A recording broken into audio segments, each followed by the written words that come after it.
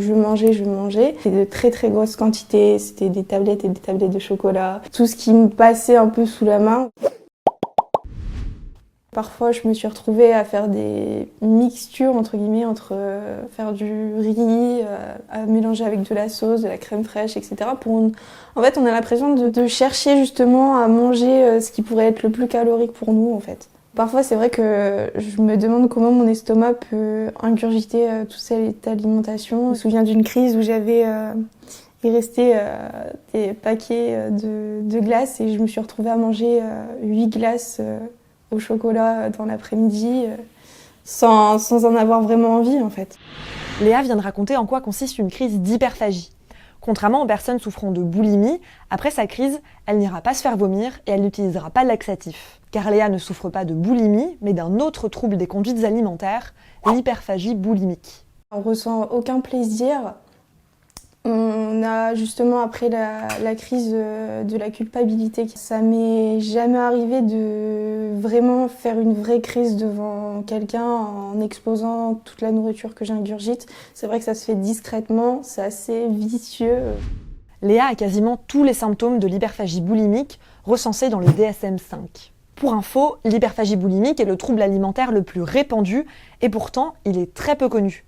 Léa a compris qu'elle en souffrait en regardant un témoignage sur YouTube. J'ai appelé mon copain et je lui ai dit en fait, je crois que je suis hyperphagique et je crois que c'est pour ça que je fais des crises parce que c'est vrai que même lui, il comprenait pas pourquoi je mangeais autant. Il me disait Léa, t'abuses, tu peux te contrôler, tu peux choisir, t'es pas obligée de manger tout ça. Je me suis dit en fait, il y a pas que moi. Il y a d'autres personnes qui sont touchées par ce trouble alimentaire. J'ai pu prendre un recul sur le pourquoi en fait. Pourquoi j'ai été comme ça avec l'alimentation. Le pourquoi justement, on n'en a pas parlé et c'est hyper important.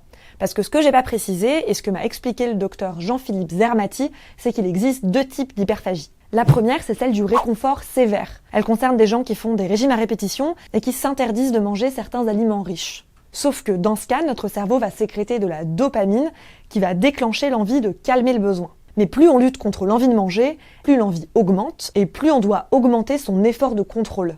Au bout d'un moment, la dopamine est trop présente, l'envie prend le dessus et la crise arrive. Il faudra donc apprendre à diminuer les restrictions pour diminuer les crises.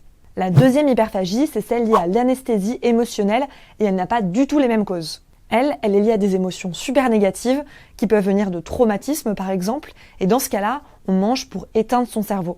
Il y a des personnes qui prennent de l'alcool, des drogues ou encore qui se mutilent pour arrêter de réfléchir. Et les personnes hyperphagiques, elles vont utiliser la nourriture. Pour elles, la guérison passera par une psychothérapie. Bon, revenons à Léa.